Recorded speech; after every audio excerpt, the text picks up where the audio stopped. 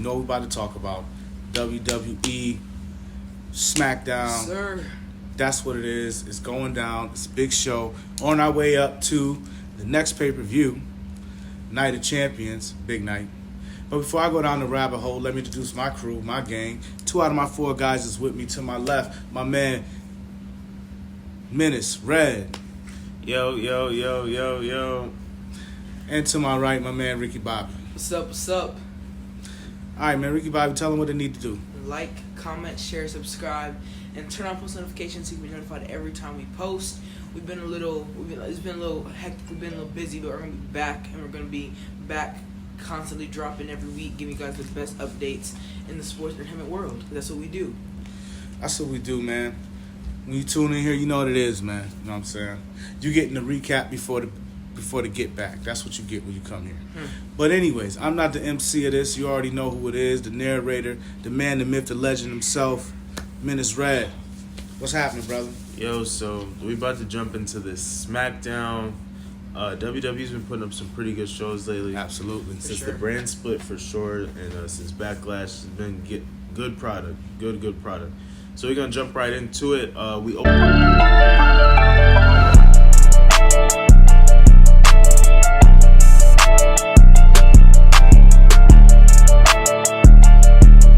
up with the men's tag team match. The Brawling Brutes took on Pretty Deadly, who's a team from NXT that recently got called up. How do you guys feel about this whole match? The Brawling Brutes, they're all right. They take on the image of their leader, and so, I get it.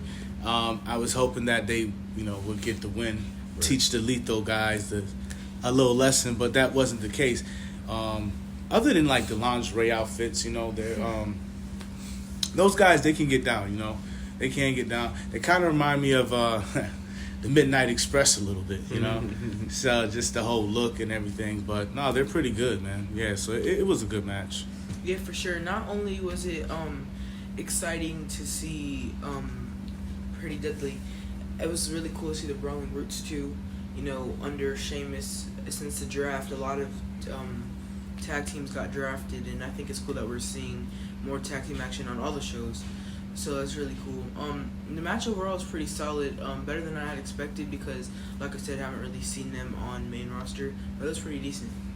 Yeah, Pretty Deadly definitely did surprise me with their in-ring work.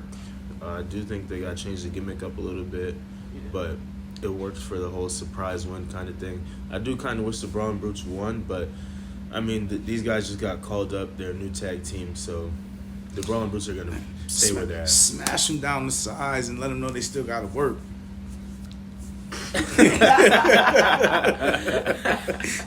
No, yeah, seriously though.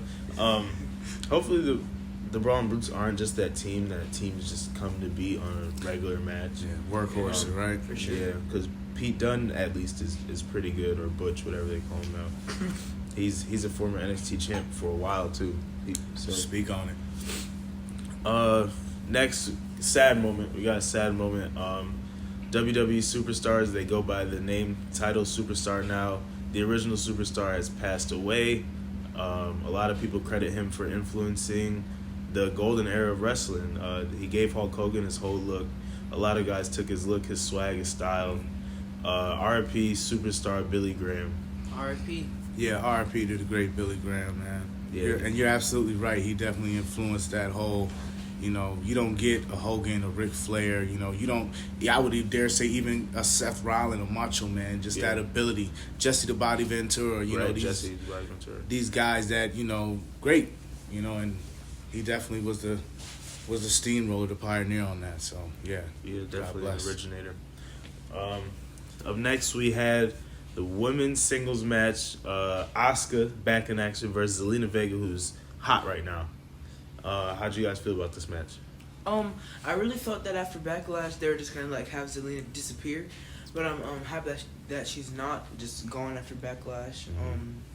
And then even after Mania, I didn't think Asuka was gonna hang around much longer either. But I think it's cool that they have her hang around too. And I thought it was a pretty decent match. Before I talk about the end of the match, I'll let Pops go in about his feelings on the main match. Always good to see Asuka. You know what I'm saying? Zelina definitely, as Red touched on, she hot as fish grease right now. You know what I'm saying? So they rocking with her as they should, which is good. You know, seeing her get involved in the mix. And even though she's taking L's, she's looking good. You know, she's getting that confidence with the fan base, and that's what you need in order to really push. And then Oscar, man. She's the empress, man. You already know what you're gonna get when she get in the ring. But she's showing that, you know, that muda, that side to her that you don't know she got. I like that. I like that mean, that nasty. Yeah, I like that. Asuka's definitely, she's not, even though she lost to Bianca, she's still picking up W's against people she should beat. Yeah. Like Rick said, I didn't think that Zelina Vega would be around that much after Backlash, but it was more like a springboard for the whole LWO thing. So that's dope to see. She's embracing the Puerto Rican nationality all the way. Interesting, after the match, Asuka did not release her submission even after picking up the win. So it's a mean streak of Asuka going on right now. Love to see it. We love to see that kind of stuff. Absolutely. Love Asuka as a heel. And Bianca came out. She tried to rescue Zelina Vega, and Asuka finally got her with the mist. Yeah. So as I've been touching on prior to, right, when they first brought the whole match up and it happened and so forth. Now we're here. It's unfortunate it took a match and all this wasted tape, I'll say. WWE doing great, but you guys kind of missed it on that. But whoever's working it now, the whole idea, you're getting it right. This is what we need to see, you know, that vicious side of Asuka to bring out that other side in that baby face, like, oh, she really is tough. She's not just a baby heel gymnast that's going to run around the ring, shake her ponytail and show us how strong she is. No, she going to actually get down, fight, and scrap. And so I like Asuka blowing that mist in her face, showing her heritage and showing that side of her, like, yo, I'm coming after that shine, because that's what I do. So I like it a lot. Zelina Vega is very injury prone, so I hope she's all right, because you know she gets injured a lot. She's very tiny, but after the match and all that happened, it was kind of like Bianca didn't really say much. It was more of like a standoff between them, which I thought was pretty cool. But I mean, as we've been saying since WrestleMania, we're still waiting for that mean streak from Bianca, and still haven't really gotten it yet. So hoping that it come up before we get to Night of Champions. Yeah. Up next, we had called this segment the Grayson Waller Effect. First show ever for Grayson Waller, and he had AJ Styles as his special guest on his highlighted segment. How'd you guys feel about this segment? I like his show. I like the whole setup, the TV screen. It's all really cool, and I like the gimmick. When he was like saying, "Hey, you're new world heavyweight," blah blah blah, and he said Seth Rollins instead of AJ Styles, I thought it was very funny. And I thought it was like a cool one, because when he brought like a guest on the show who's competing for the title, so it was really interesting, really funny with that whole segment. I'm excited to see how often they do his shows. Like, will it be every episode and stuff like that, and just like see how it's gonna move on in the near future. Yeah, absolutely, man. So, you know, as I always like to remind y'all, you're dealing with 30 plus years of fanship here. Let me tell you something. This dude here with this show idea, they got something with it. You know, I like it a lot. I thought it was pretty cool. You know, the great ones, Piper's Pit. There's some other great ones right now. Miz TV has been flowing for a while, and that's still really great when they do it. But this has a chance of being really good. You know, the fact that he said who was going to win, and it wasn't the guy that was in the ring, and he didn't back away from the guy that was in the ring. Like, and that guy that's in the ring with you is the phenomenal one, by the way. Like, don't forget that. So that was the cool part where I was like, oh, I like this. This is a little Piper Pittish type of deal where Piper will straight up tell you stink, and then what? Like, you're not going to do anything. So I thought that was pretty cool. Yeah, I think it's dope that AJ was the inaugural guest on the show, because you could build into that whole tournament thing with the new title, and it's a different kind of promotion for it. It's not just two guys getting in a brawl or somebody coming out standing in the ring with a microphone. So I think that's dope. It's also classic wrestling things that, like Piper's Pit, Jericho had a show, Christian had a show. All good talkers have a show, so it's dope to see. Yep. Next we had a men's tag team match. The Street Profits, Montez Ford, Angelo Dawkins versus LA Knight and Rick Boogs. How'd you guys feel about that match? I thought it was a solid match. It's so cool to see how Montez forward. He just works the ring like he's very, highlight forward. So overall, I feel like he always makes their tag team matches more exciting. When he jumped to the top rope, then came back into the frog splash, it's really cool. So I'm really trying to see when these titles are going to break up, because I would like to see gold on the newer people, and Street Profits are definitely contenders for it. They're just really entertaining to watch, and I think that would definitely gravitate a whole new side of wrestling, and fans that more fans can appreciate tag teams like Street Profits. Yeah, I mean, I don't disagree with anything that you're saying right now. At the end of the day, they better make it quick. Uso giving out lessons right now to everybody. They just hey, we'll work with you. We'll work with you. Help you get your skill up, while looking bad to the tribal chief. We good with all that. So, but no, highlight forward is the man. The interesting part to me about the match, I wasn't surprised about highlight forward, but Mr. Boogs, you know what I'm saying? I was like, yo, this dude is like a freaking monster. He's bench pressing guys over his head. He's curling guys. He's just showing out, But ultimately, they took the L. And then, well, I'll let you guys add on before we talk about that part. Yeah, so after the match, Street Profits pick up the win in typical Street Profit fashion. Breakdown happens, and LA Knight hits a stunner on Rick Boogs, his tag team partner. How do you feel about LA Knight using the stunner now? Bro, I call it the skull crushing stunner, man. He kind of makes sure your forehead hits that mat, dude. Listen, we've been talking about LA Knight, right? An attitudes era, look, sound type of guy, right? And this is what it's got to be. He's got to, stop the jokey, I'm heel, I'm not. No, let's make that turn, and let's get him some matches. And let's see what happens. You know what I'm saying? I ain't saying necessarily they gotta put gold on him or anything like that, but I do think he can be a workhorse. I think he can look good winning. I think he can look good losing. And if you can do that, you got a spot. Yeah, like a perfect mid card kind of person, where he doesn't need gold. He wouldn't look bad with it. But I just think it's cool how he's on TV every week and involved in something without being involved in anything too major. It's a perfect amount. And there's a lot of superstars in the current roster that are like that. I think he fits right in with that. Yep. Yeah, definitely. Always, we got to see more LA Knight. Good to see him get those. Even though he took a loss, he still got a highlight moment on the show. We love that for LA Knight. Next, we had a women's tag team match with the NXT Tag Team Champions recently called up, Alba Fire and Isla Dawn versus Valentina Perez and Ulyssa Leon. How did you guys feel about that match?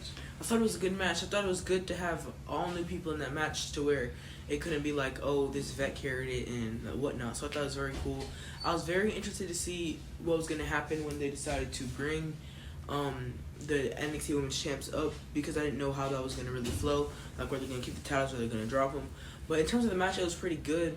And I think that the champs, they remind me of early day Riot Squad with Liv Morgan and Ruby Riott. They're very their gimmick, and it's just they're very entertaining to watch. So I'm excited to see how they continue on forward. And I thought it was just really cool dynamic how they brought back that feeling of early day Riot Squad for me. Yeah, I mean, good match. I won't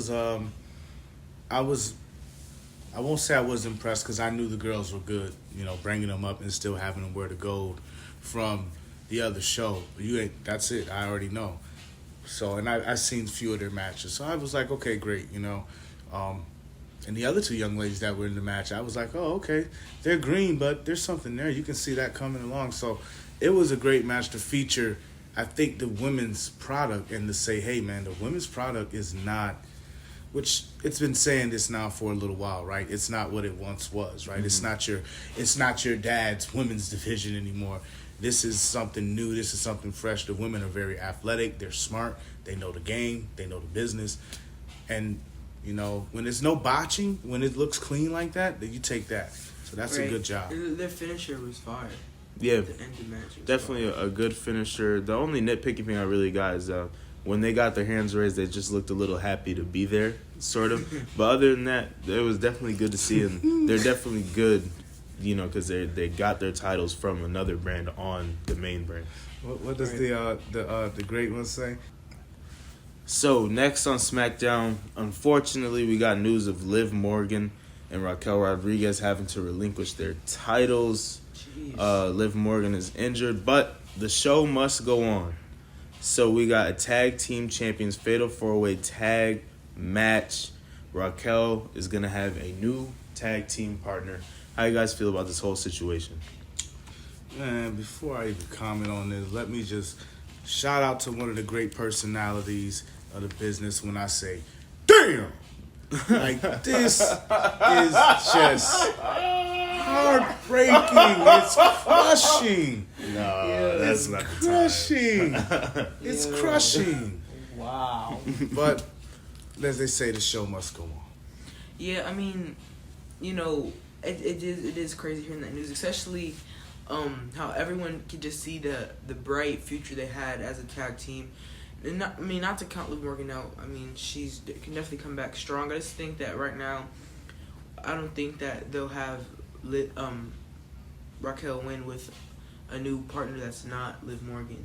So it's just sad that their reign had to be cut short, knowing that they had so much longer to go.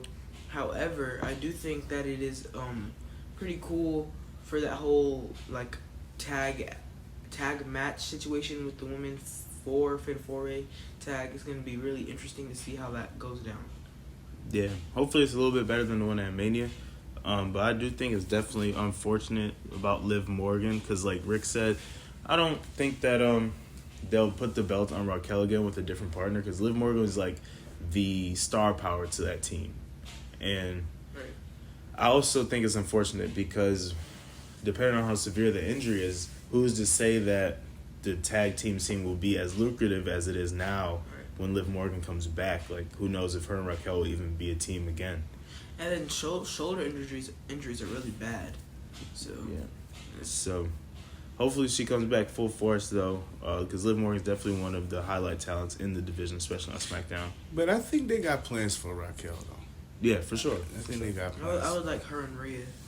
Rhea's whole championship reign is looking a little dry right now. Yeah, it is. It is. Next we have Peace Up, Austin Theory down.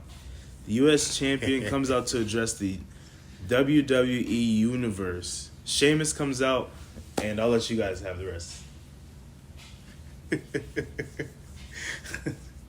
Listen, man, Sheamus, looking like that rude, just that fighting guy that we've known for him to be, that we've come to love over the years. Nothing to talk about, fella. Just smash. Like, yo, done. Hopped in. Pick your face up, man. Nothing to talk about. Yeah, I love that. I think Sheamus would be Austin Theory's toughest comp yet. For sure. Aside from John Cena, but John Cena at this point in his career is not full-time. Yeah, not even aside from John Cena, because I feel like Sheamus can, like, do more with Austin Theory than John Cena did. He's gonna push him though. Yeah, he's Sheamus push him one of those dudes. He hits hard from the beginning to the end of the match. The match might be 20 minutes. He's still gonna hit just as hard, and you gotta work for that, even if it is scripted. I just need something special with his reign right now. It just feels so like forgettable. You think a dope match with Sheamus would be that? Though? Yeah, I think it would be very career reviving.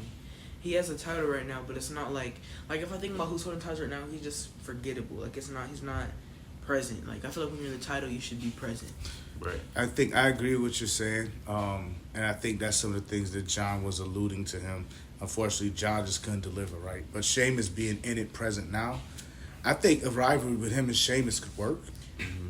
And I also think him taking the L to Sheamus to kind of really get the rivalry going would be good for Austin, you know, because that way, you know, we're going to really see the resilience in this kid and how bad does he want it, how nasty he's willing to get for it, you know, because Sheamus is that dude, you know what I mean? He's a rough dude. Like you said, he's hitting from the beginning to the end. So we'll see where it goes, but it looks like it's going somewhere, that's for sure. Yeah, like I said, I think it's great competition. If Sheamus beats him for the title, Austin Theory has to show, like Pop said, his resilience to make it back and eventually beat Sheamus. He goes on like this depressed, I lost kind of thing. That would be dope. That would be good character work. But up next we had men's tag team match. LWO still on fire versus the Usos, who are not going anywhere either. Main event tag team. How do you guys feel about this match and everything that happened in it?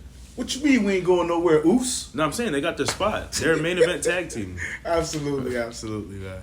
No, I loved them working with LWO. You know what I'm saying? And like I was saying earlier, you know, it's cool that even in taking L's, you know, when you work, you know, it works out for everybody. So, you know, that's the part of the business that sometimes as a fan we don't like, because every time our guy gets in the ring, we want our guy to win. You know what I'm saying, from the fan perspective. But, you know, that's pretty dope. So I like what they're doing right now. I like the work that's going on. I like how even other teams are still getting involved in it as well. So it's keeping it engaging. It's not like it's just two tag teams. It's bigger than that. So that's pretty dope.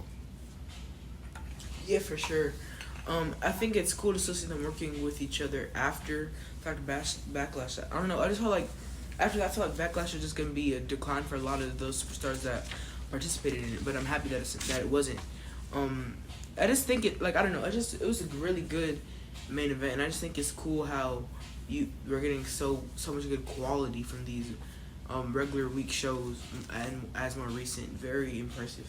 So I think it was a good ending to the show, and I like how it's going to continue. Yeah, so just to swing it back around to the match, tag team champions Kevin Owens, Sami Zayn come out and return the favor to the Usos. If you don't know what we're talking about, earlier in the show, Roman Reigns, the GOAT, head of the table, he's back. He returned with Solo Sikoa and the Wiseman to acknowledge the WWE Universe. He was interrupted by the tag team champions, Kevin Owens and Sami Zayn, and the Usos did his dirty work, got the tag team champs right up out of there. So that's why the tag team champs swung back around and ruined the Usos match with LWO. We didn't really talk much about Roman on the show, but he set the show off. So how'd you guys feel about everything that happened with Roman and the Usos and everything that happened after? I was very, and I don't know, like, it was just very interesting to me. I mean, I've been calling the Cracks and the Bloodline for a while, and it was very interesting how they thought they were doing something correct. When the Usos had came in and attacked Sami and Kevin Owens, and then they were like happy and lit about it, and they tried to keep that energy with Roman, but Roman was like not feeling it really. And then even when he went to walk up the ring, the whole situation was Solo. So it's just gonna come down soon, and it's gonna be very like telling how everything's gonna unfold. But in terms of like the promo itself, it was very interesting, and it was very cool. Like, even when they don't say much, specifically Roman or Solo, they just show it on their face. It's very telling. Yeah. You already know, anytime the Bloodline's in the house, Camfo, ooh, ah. Listen, man, I'm not happy with what's going on in the family, but I will say this. I like, you know, the young bull Solo. I like that. You know, I like that. I see what's happening there. You know, a couple of weeks ago, his brothers had to remind him that they were his brothers and not Roman. So here we are now. This looks pretty interesting to see where this is going to go. I don't think they're going to get the titles, but the head of the table don't lose. So it's going to be really interesting to see where it goes. And like you mentioned with the Usos and, you know, Roman not being happy with them. But I like Jay and Jimmy, how they come from out of nowhere and just do their thing. I like that, man. So nonetheless, it was a great promo, though. It was pretty good. Sure. Yeah, I think it's interesting because the Usos really didn't do anything wrong necessarily. I think the cracks are finally starting to show and become more apparent. There's something off with Roman, it seems like to me. I did see the promo, and even though he bumped into Solo and then like he kind of hesitated after, it was like a little awkward movement. I don't know, Roman just looks a bit off. I don't know what's going on there, but I think it's definitely interesting development to see. And like Pop said, Roman doesn't lose at the end of the day, so this match is going to have all eyes on it at Night of Champions because nobody really knows what's going to happen. But I'm excited that tag team wrestling is back lit. The LWO is definitely nice. Hopefully they continue to be a force to be reckoned with. And yeah, I'm excited to see where this is all going because it all ties into each other one way or another. Absolutely. Up next, can we get a drum roll, please? All right. So, Smackdown, moment of the night presented by Griffin Family Entertainment Network or something like that. How do you guys feel about, or what is your moment of the night? We'll start it off with Pops. I think we're unanimous in this, and I love when we are all unanimous. Listen, no question. We don't talk. We just put in the work. Shout out to Sheamus. Pick up your face. You know what I'm saying? Peace up, Austin Theory down. That was definitely the moment of the night. Yeah, for same. I think we are all in unison on this one. But if it wasn't that, I think probably my second favorite thing was definitely how much tag team action there was on the show. So I guess that's like favorite thing overall, but not really segment wise. Segment wise, definitely a Sheamus thing. But I just think it's cool how 75% of the card is pretty much tag team and fraction stuff. So I thought that was pretty cool, something new. Unfortunately, we are all not unanimous in that. Oh. My moment of the night, and I know I was nitpicky with it, but I'd like the NXT Women's Tag Champion winning their match. I like how they look in there. It was interesting seeing their team. I'm looking forward to seeing more of. Okay, now. All right. I ain't mad at that. Like I said, they look good. Definitely caught us off guard with that one, but I'll take it because, as Rick mentioned earlier about the tag team, and as Red is mentioning now, shout out to the women's. It's getting real interesting in WWE right now. The talent level is there, and it seems like they're making it where we can see them all look good. So I like it. Yeah, definitely. Shout out to WWE for they got the main event scene lit. The mid card is pretty good. We're gonna talk about one of our favorites on here in the Raw review finally getting his just due. Yeah. Yeah, and then the new people are dope too. All the call ups is looking good from top to bottom right now. So let us know what you guys think in the comments. How you guys feel about Smackdown? How you guys feel about the tournament, Night of Champions, everything going on. This is Griffin Family Entertainment Network, something like that. Something like that. Y'all be easy out there. Peace.